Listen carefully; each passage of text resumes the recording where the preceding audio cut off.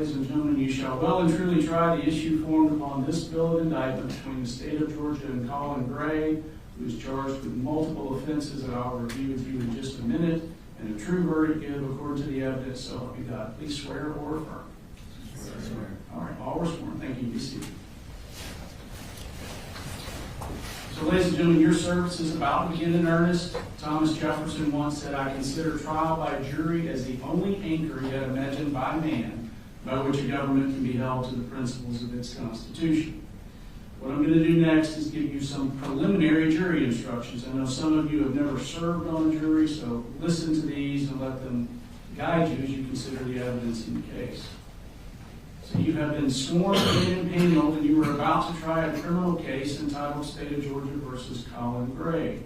The defendant, Colin Gray, has been indicted by the grand jury of Barrow County in an indictment that I'm going to summarize to you now. I want you to understand, you will have a copy of the indictment with you during jury deliberations. That document is what controls as far as the language of the charges go. I'm summarizing it now to avoid reading all 29 counts.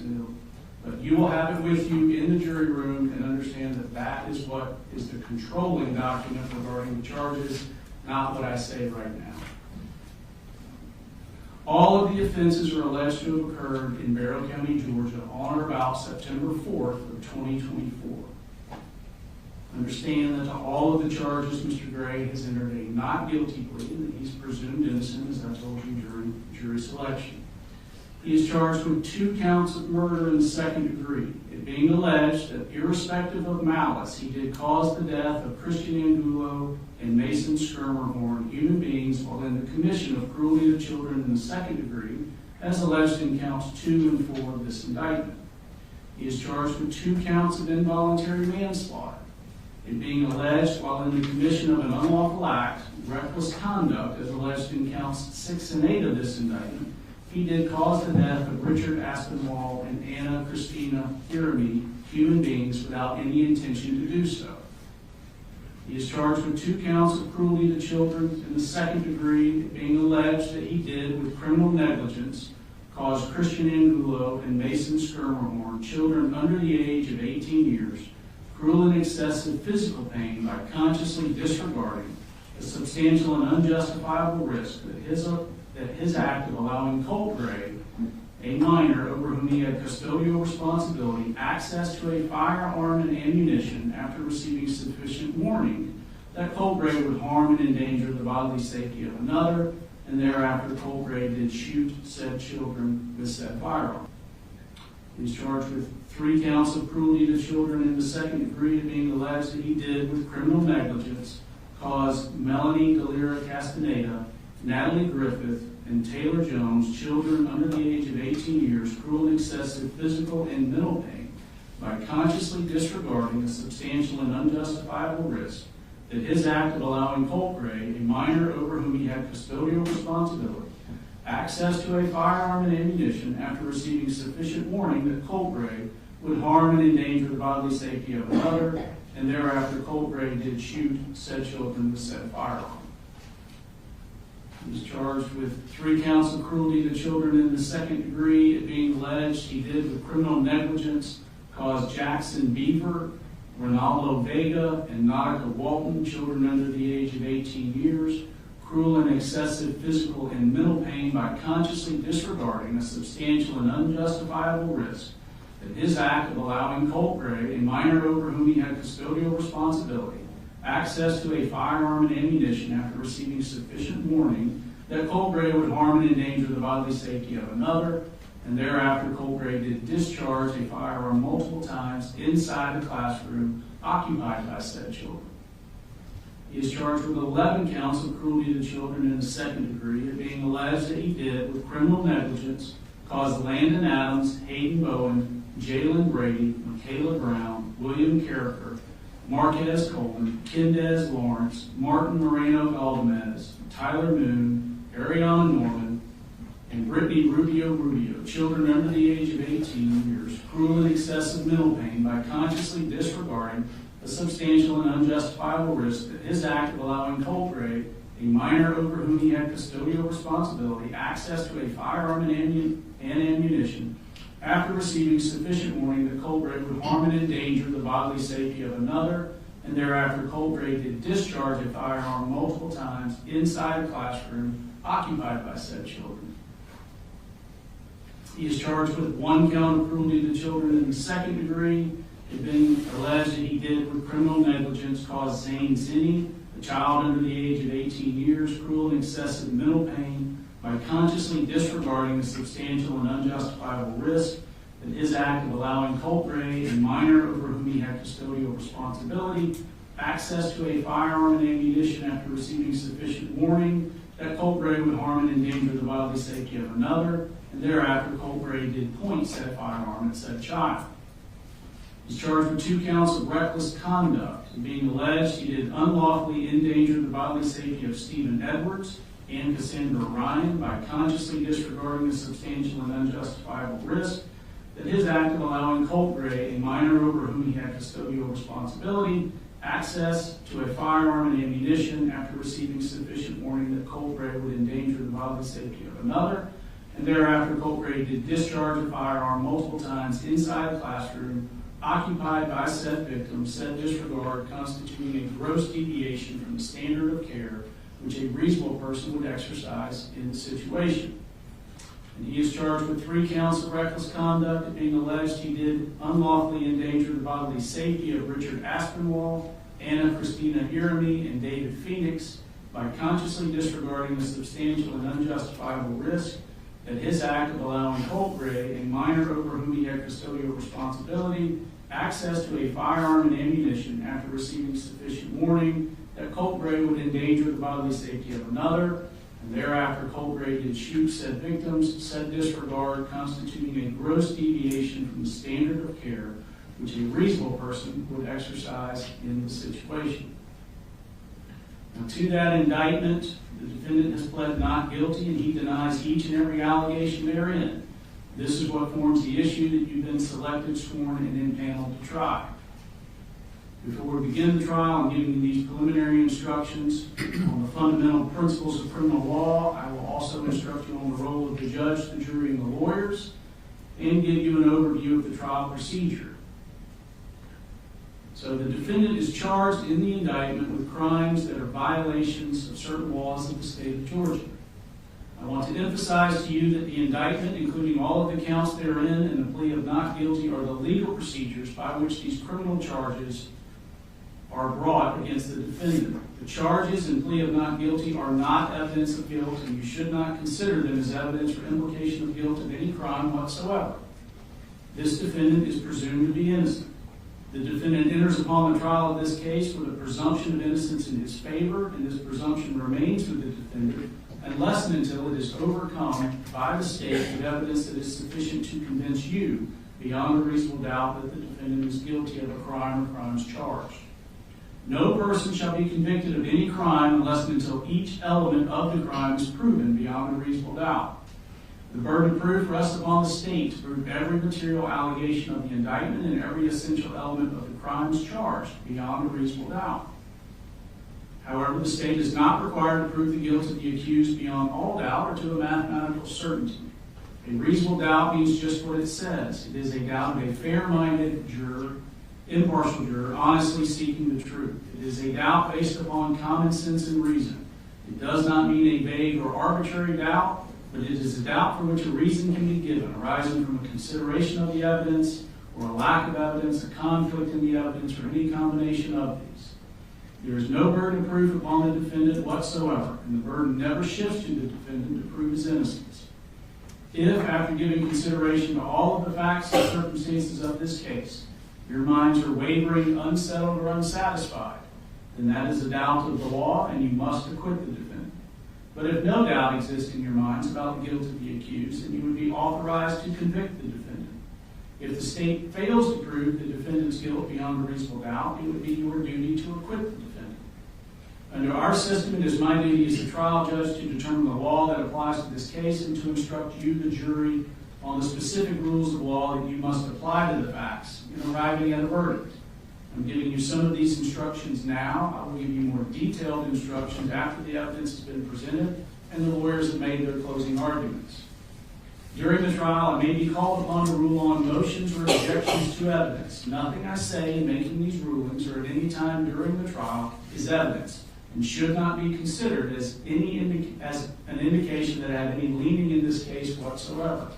My only interest in this case is to see that it is fairly tried according to the laws and the Constitution of the State of Georgia and the Constitution of the United States. As expected, the lawyers serve as advocates for their clients and are duty-bound to represent their clients to the best of their ability. The lawyers also serve as officers of this court, and as such, they are bound to follow applicable laws, trial procedure, and rules of evidence during the trial. If at any time the lawyers believe that any law, procedure, or rule of evidence is being violated, they may make motions regarding the conduct of the trial or objections to the admission of the evidence. In making these motions or objections, the lawyers are simply seeking to fulfill their duties to their clients and to the court. Sometimes these motions or objections may require the court to consider outside your presence the questions raised, and you will be excused to the jury room. We'll try to minimize the number and length of these interruptions and ask for your patience in that regard. Ladies and gentlemen, trial procedure in a criminal trial is generally as follows. First, the attorneys for both sides have the opportunity to make what's called an opening statement. This opening statement is not evidence. Remember that what the lawyers say is not evidence, but is a preview or an outline of what they expect the evidence to be. Following the opening statements, the evidence will be presented. Evidence can be in the form of testimony given by witnesses or physical evidence that will be labeled with exhibit numbers for identification.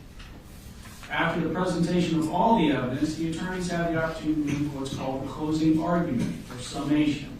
At that time, the attorneys may suggest which laws are applicable and how they should be considered in light of the evidence, and point out to you certain parts of the evidence that they think are favorable to their position.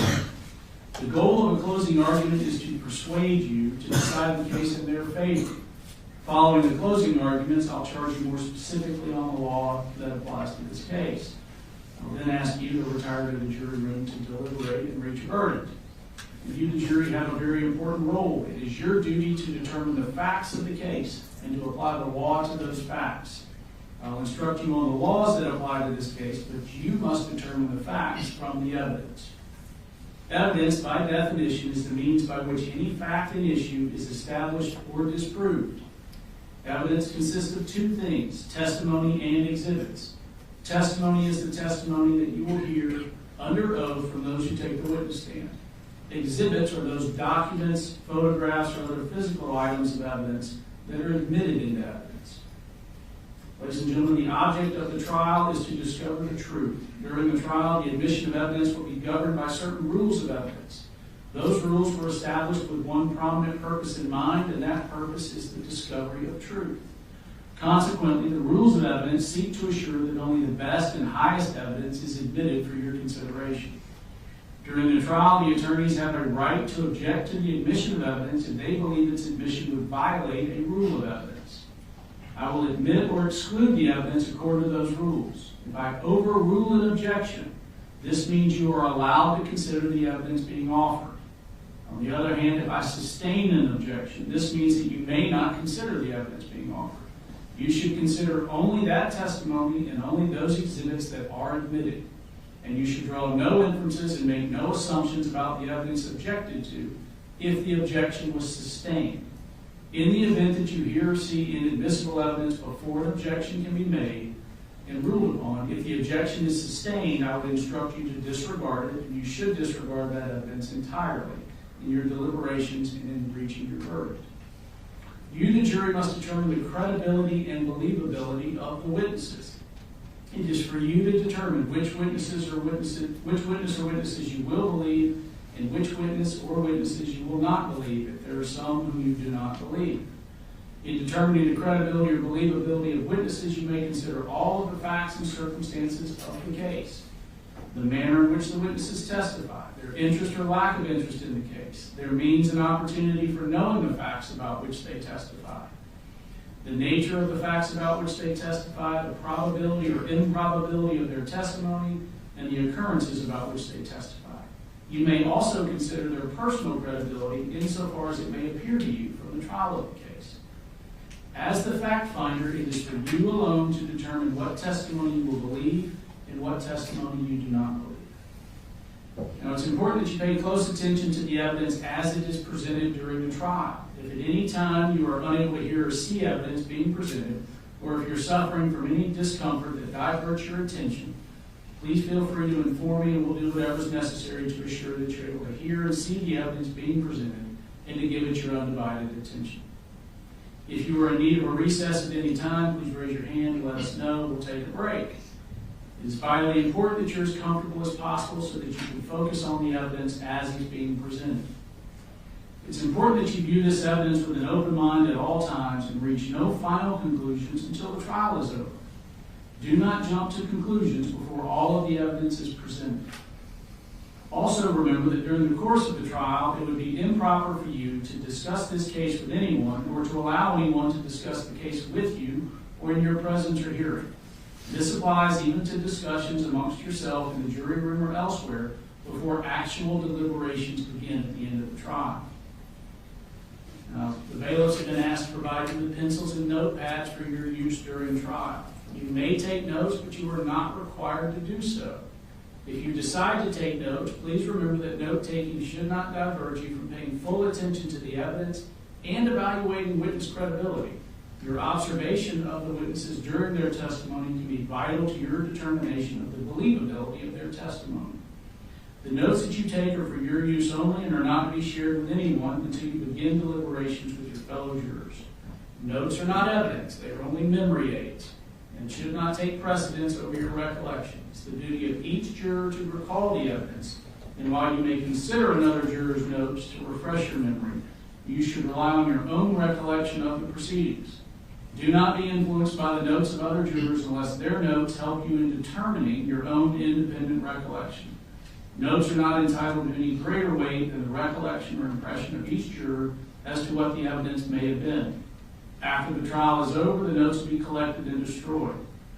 I instruct you, ladies and gentlemen, that you must decide this case for yourself solely on the testimony you hear from the witness stand and the exhibits that are admitted into evidence.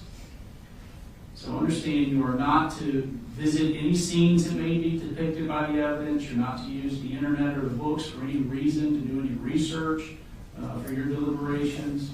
I've implored you during jury selection, I'm going to say it again, pretend like it's 1980 to the best that you can. Stay off the internet, stay off of social media. Do not discuss this case with anyone other than your fellow jurors during deliberations. Now, the last thing I want to say is go with the flow. And I say that so that you'll be less frustrated. There will be times during the trial where the attorneys want to talk about something outside of your presence, and sometimes that requires me sending you to the jury room. Sometimes we'll take a break, and I'll say it's a 10-minute break, and you're still sitting in the jury room 20 minutes later wondering what's going on. Something's come up that we need to discuss outside your presence. You may be at your lunch break, and I tell you it's going to be an hour, and it turns into an hour and 20 minutes. We're not wasting time. We're talking about things that we can't do in front of. You may be on a recess, come into the courtroom, and something comes up, and I've got to send you right back out. I just tell you this to set an expectation that trials are fluid, and I want you to just, to the best of your ability, go with the flow. Understand that things are going to come up that I have not heard before. I have not heard all the evidence in this case. I've heard very little of it. And sometimes I'm going to need to inquire with the lawyers just so I can speak freely with y'all outside the court. Okay? Now with that, I'm going to turn it over to the attorneys for opening statements, starting with the state. Thank you.